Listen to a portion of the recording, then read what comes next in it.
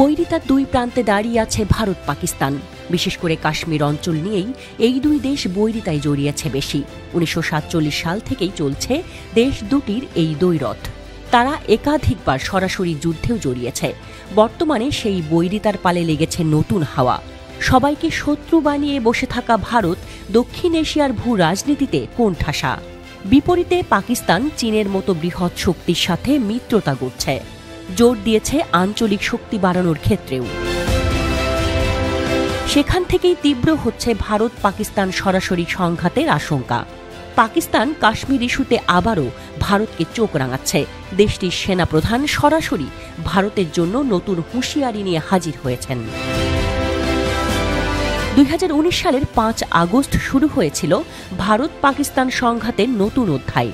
এ সময় জম্মু ও কাশ্মীরের বিশেষ স্বায়ত্ত শাসনের অধিকার কেড়ে নেয় ভারত।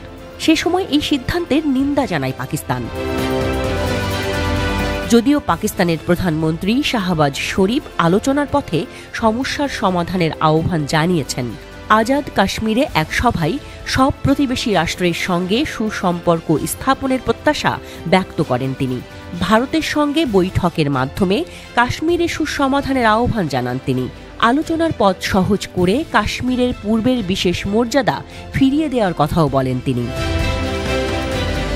যদিও ভারত নাছোড়বান্দা, সন্ত্রাসবাদের ধোঁয়া তুলে কাশ্মীরকে কবজাগত করতে মরিয়া ভারতের প্রধানমন্ত্রী নরেন্দ্র মোদীর প্রশাসন। শাহবাজ অবশ্য বলেছেন, দক্ষিণ এশিয়া এবং উপমহাদেশের সার্বিক স্থিতিশীলতার স্বার্থে পাকিস্তান ও ভারতের সংলাপ শুরু করা উচিত। এ প্রসঙ্গে ভারতের সাবেক প্রধানমন্ত্রী অটল বিহারী বাজপেয়ীর ঐতিহাসিক সফরকে স্মরণ করেন তিনি। ১৯৯৯ সালে সেই সফরে পাকিস্তানে গিয়ে লাহোর ঘোষণা ১৯৯৯ স্বাক্ষর করেছিলেন বাজপেয়ী। তবে ভারতের কট্টর সমালোচনাও করেছেন শাহবাজ। তিনি বলেছেন, উপমহাদেশের উন্নয়নের জন্য শান্তি ব্যতীত আর কোনো বিকল্প নেই। সেই সঙ্গে কাশ্মীরের জনগণের প্রতি পাকিস্তানের আদর্শগত, কূটনৈতিক এবং রাজনৈতিক সমর্থন অব্যাহত থাকবে বলেও প্রতিশ্রুতি দেন তিনি। তবে শাহবাজ কিছুটা নরম সুরে শান্তির বার্তা দিলেও কড়া ভাষায় কথা বলেছেন পাকিস্তানের সেনাপ্রধান আসিম মুনির। পুরো কাশ্মীর একদিন পাকিস্তানের অংশ হবে বলে মন্তব্য করেছেন তিনি। পাক সেনাপ্রধান বলেছেন, জাতির সামনে অস্থায়ী চ্যালেঞ্জ থাকা সত্ত্বেও পাকিস্তান ভারতীয় রাষ্ট্রীয় মদত পুষ্ট নিপীড়নের বিরুদ্ধে তাদের ন্যায্য এবং বৈধ কারণে কাশ্মীরের পাশে থাকবে। আসিম মুনির হুঁশিয়ারি দিয়ে বলেছেন, কাশ্মীরের জন্য পাকিস্তান ৩টি যুদ্ধ করেছে, দরকার পড়লে আরও ১০টি যুদ্ধ হবে। পাকিস্তান ভারতের সামরিক শক্তি বা তার আধুনিক প্রযুক্তিকে ভয় পাবে না। কাশ্মীরকে পাকিস্তানের শিরা উল্লেখ করে পাকিস্তান সেনাপ্রধান বলেন, শিরা কেটে গেলে মানুষের মৃত্যু ঘটে। কাশ্মীর আমাদের জীবন।